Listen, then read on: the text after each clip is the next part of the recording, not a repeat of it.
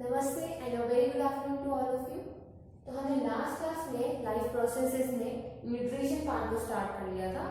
आज हम nutrition in plants के बारे में एक तरीके से डिस्कशन स्टार्ट करेंगे। ओके, तो न्यूट्रिशन इन प्लांट्स, अब जो प्लांट्स हैं उनको अपना खाना खुद बनाना है, क्योंकि हमें पता है वो कैसे हैं, वो ऑटोट्रॉफ्स हैं, यानी किसी और के ऊपर डिपेंड नहीं करते, ये अपना खाना खुद बनाते हैं। ठीक है, तो सबसे पहला पॉइंट आता है अपना खाना किस तरीके से बनाते हैं। तो इट अकर्स बाय फोटोसिंथेसिस, यानी वो अपना खाना किस प्रोसेस के थ्रू बना रहे हैं, फोटोसिंथेसिस के थ्रू बना रहे हैं। अब फोटोसिंथेसिस का सिंपल सा मतलब होता है, फोटो मीन्स लाइट और सिंथेसिस मतलब बनाना। लाइट की प्रेजेंस में अपना खाना बनाना is called as photosynthesis. Of course ये बात है, सिर्फ लाइट नहीं होगी, और भी काफी सारी चीजें चाहिए होंगी, लेकिन जो मेन इंपॉर्टेंस है लाइट की है। और लाइट कौन ट्रैप करेगा और फिर उसको केमिकल एनर्जी में कन्वर्ट करेगा, देन प्लांट का जो है खाना प्रोड्यूस होगा।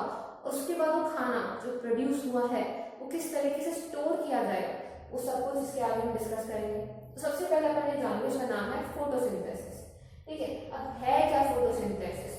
So it is a process by which green plants synthesize organic food, that is carbohydrates, from CO2 and H2O यानी water using solar energy by the chlorophyll pigments। अब एक एक वर्ड पे जाते हैं। सबसे पहले प्रोसेस है किसके अंदर, ग्रीन प्लांट्स के अंदर, यानी ग्रीन प्लांट्स में कुछ स्पेशल चीज है जो कि क्या कर रही है, सनलाइट को ट्रैप कर रही है। अब हम देखेंगे क्या है, सिंथेसाइज करवा रहे हैं ऑर्गेनिक फूड, यानी कार्बोहाइड्रेट्स को एक तरीके से सिंथेसाइज करवाया जा रहा है। और मेनली क्या रहता है, वो ग्लूकोज की फॉर्म में रहता है। फ्रक्टोज सुक्रोज सब कुछ होते हैं, लेकिन अपन जो सबसे स्मॉल यूनिट की बात करते हैं that is glucose, from CO2 and water using solar energy. यानी बनाया किससे जा रहा है खाना, कार्बन डाइऑक्साइड एंड वाटर की मदद से बनाया जा रहा है, किसकी प्रेजेंस में, सोलर एनर्जी की प्रेजेंस में। और ये सोलर एनर्जी ट्रैप कौन करता है, क्लोरोफिल पिगमेंट। अगर हमको याद हो तो जो सेल्स होते हैं प्लांट के, उनके अंदर होता है क्लोरोप्लास्ट, यानी ऐसा सेल ऑर्गेनेल या ऐसा पार्ट सेल का जिसके अंदर बहुत सारे तरीके के केमिकल्स या पिगमेंट्स प्रेजेंट होते हैं जो उसको कलर प्रोवाइड कराते हैं। जैसे ग्रीन के अंदर green, chlorophyll A, B, C, इसके अलावा बहुत सारे अलग अलग टाइप के पिगमेंट्स हैं जैसे ज़ैंथोफिल वगैरह। तो यहाँ पे जो हम बात कर रहे हैं ग्रीन प्लांट्स की बात कर रहे हैं और क्लोरोफिल की बात कर रहे हैं। तो ये क्लोरोफिल ही है क्लोरोप्लास्ट के अंदर जो कि सनलाइट को ट्रैप करवाता है, फिर वो सनलाइट का इस्तेमाल करवाता है किसमें, कार्बन डाइऑक्साइड और वाटर को एक तरीके से आगे ग्लूकोज में कन्वर्ट करवाने के लिए। इस प्रोसेस को अपन बोलते हैं photosynthesis. Okay, so it is an anabolic process. Now what is anabolic? दो तरीके के मेटाबॉलिक रिएक्शंस होते हैं, पहला होता है एनाबॉलिक, दूसरा होता है कैटाबॉलिक। एनाबॉलिक का मतलब होता है किसी चीज को जोड़ना या सिंथेसाइज करवाना, जबकि कैटाबॉलिक का मतलब होता है किसी चीज को तोड़ना। तो हम यहाँ क्या कर रहे हैं, हम CO2 और H2O को एडर भी तो करवा रहे हैं ताकि वो फ्यूचर में हमारे लिए खाना या फूड बना सके। तो दोनों को ऐड किया जिससे खाना मिला, इसलिए बोल दिया है एनाबॉलिक प्रोसेस। अगर हम तोड़ रहे होते खाने को या ग्लूकोज को वापस से CO2 और वाटर रिलीज करने के लिए, तो वो हो जाता है कैटाबॉलिक प्रोसेस, ब्रेक डाउन करना, जैसा कि होता है रेस्पिरेशन में। Okay, then it purifies air by consuming carbon dioxide and evolving oxygen.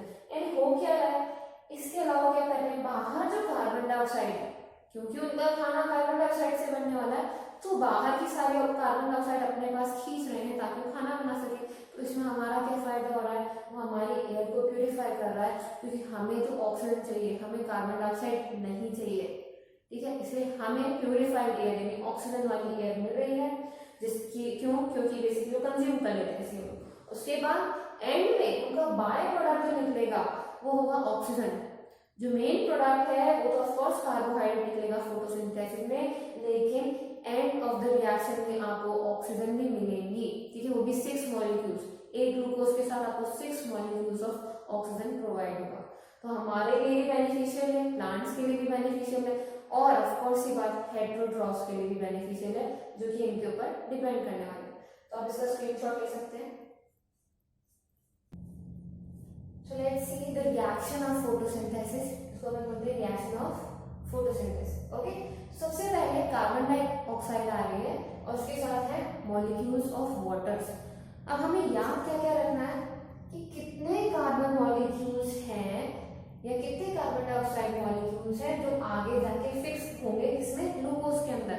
तो 2006, ठीक है, 6 कार्बन डाइऑक्साइड मॉलिक्यूल्स वो किसके साथ एड अप हो रहे हैं, 12 मॉलिक्यूल्स ऑफ H2O यानी पानी के साथ।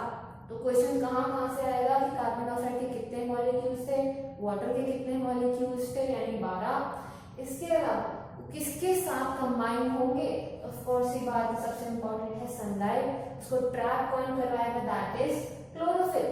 ये दोनों का काम हो गया तो एंड में प्रोडक्ट क्या मिलेगा हमको, C6H12O6 दैट इज ग्लूकोज। अब इसके आगे आप दीजिए ध्यान कि एक तरीके से इसमें सिर्फ सिंगल मॉलिक्यूल है, ठीक है, यानी जो 6 कार्बन डाइऑक्साइड और 12 H2O थे उन्होंने मिलकर एक मॉलिक्यूल ग्लूकोज बनाया है, सिर्फ एक। ओके, देन इसके अलावा क्या रिलीज हुआ, पानी भी रिलीज हुआ 6H2O और लास्ट में ऑक्सीजन भी इवॉल्व हुई है दैट इज आल्सो 6 मॉलिक्यूल्स। यानी यही तो है जो हमारी जो एक तरीके से कार्बन डाइऑक्साइड ले भी रहे हैं उसके अलावा ऑक्सीजन रिलीज भी कर रहे हैं, तो हमारी जो एयर है उसको मोस्ट प्रोबेबली ज्यादा से ज्यादा प्योरीफाई करवाया है, ठीक है, अपने प्रोसेस यानी फोटोसिंथेसिस के थ्रू, साथ में खाना भी प्रोवाइड कर रहे हैं। Then what is the site of photosynthesis, तो जैसे कि मैंने डिस्कस किया chloroplast, okay, it takes place in the chloroplast. These are the small organelles found in the plant cell. सिर्फ और सिर्फ प्लांट सेल्स के अंदर ही मिलते हैं क्लोरोप्लास्ट, ठीक है।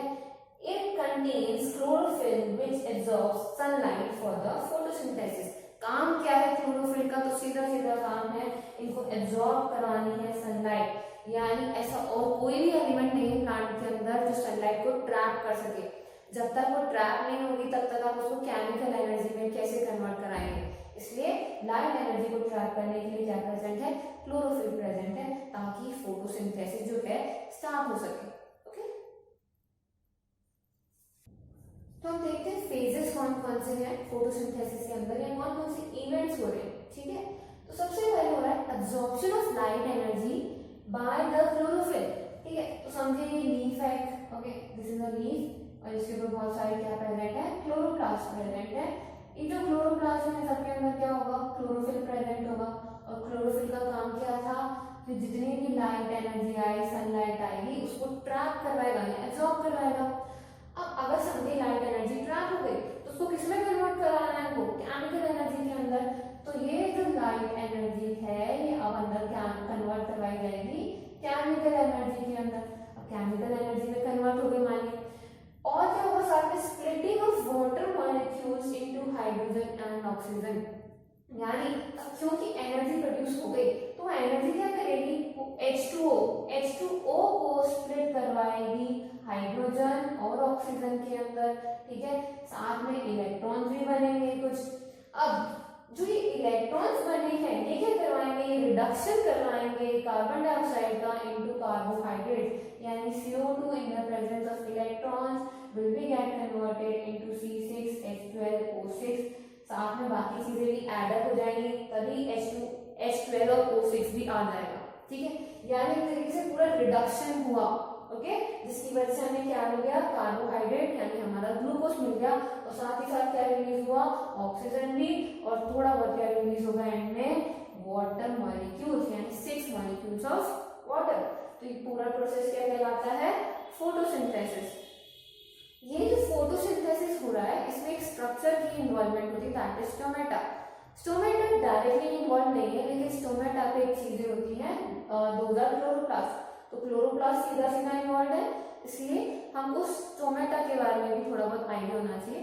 स्टोमेटा ऐसे पोर हैं जिनके थ्रू या तो गैसेस एक्सचेंज होती हैं या फिर जो प्लांट के अंदर पानी है उसका एक तरीके से इवेपोरेशन होता है, लॉस ऑफ वाटर भी होता है, ठीक है। तो छोटा सा पॉइंट मैंने उसके इसको मेंशन किया है, अभी हम स्टोमेटा और गार्ड सेल को भी डिस्कस करेंगे, पहले देख लेते हैं।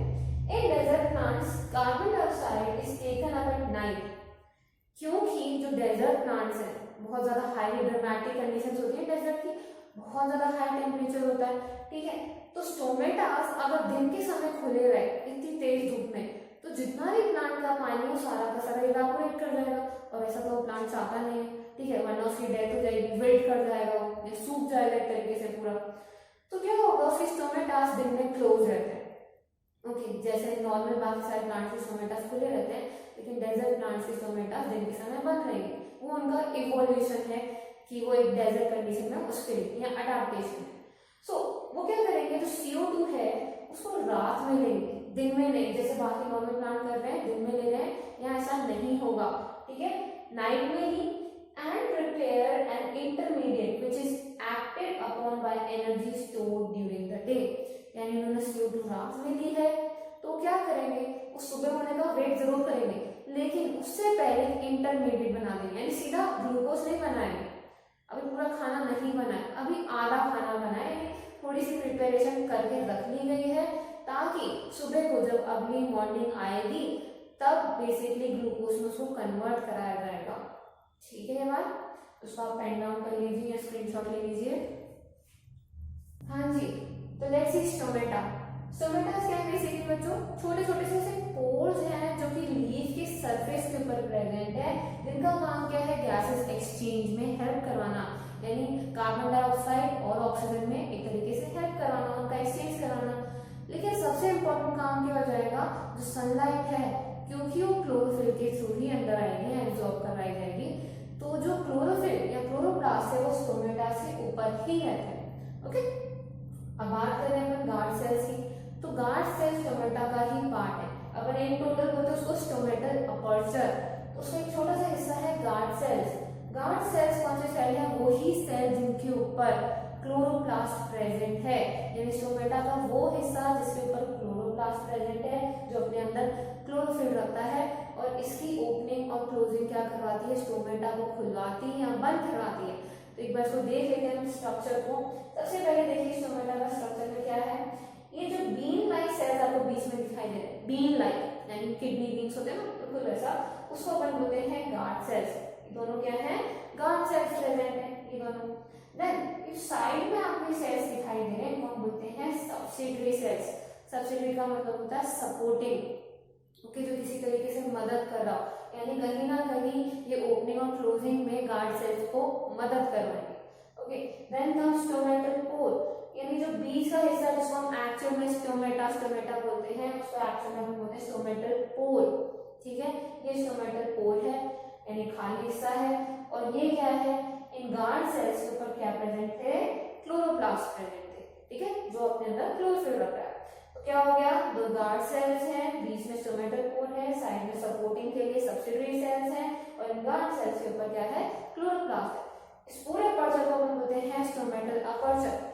तो मैं आपको छोटी सी चीज का आइडिया देना चाहती हूँ कि ओपनिंग और क्लोजिंग होती कैसे है।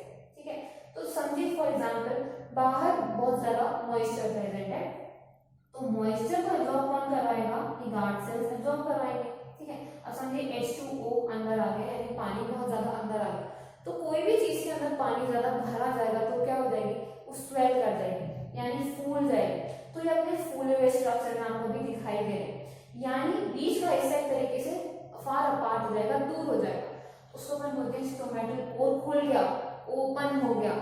लेकिन अगर इसका बिल्कुल उल्टा किया जाए, यानी H2O जो है बाहर निकल रहा है, बहुत ज्यादा एक तरीके से लॉस हो रहा है, पानी का H2 निकल रहा है, तो क्या होगा, प्लांट को पानी बचाना है, उसको अपने स्टोमेटा क्लोज करनी पड़ेगी। जैसे पानी बाहर आया तो कोई भी चीज क्या करेगी, श्रिंक करेगी, दब जाएगी।